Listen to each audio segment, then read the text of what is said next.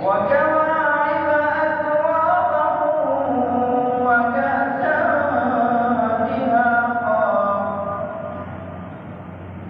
لا يسمعون فيها لغوا ولا كذابا جزاء من ربك عطاء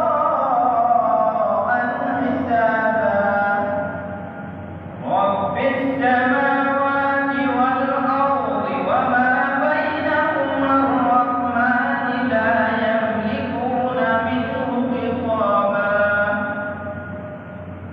يوم يقوم الروح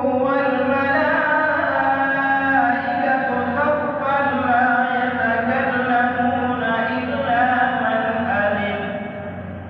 لا يتكلمون إلا من أذن له الرحمن وقال صوابا ذلك اليوم الحق فمن شاء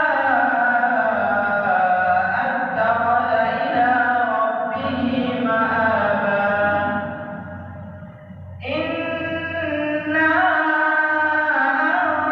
أنذرناكم عذابا قريبا يوم ينظر المرء ما قدمت يداه ويقول الكافر يا ليتني كنت ترابا صدق الله العظيم.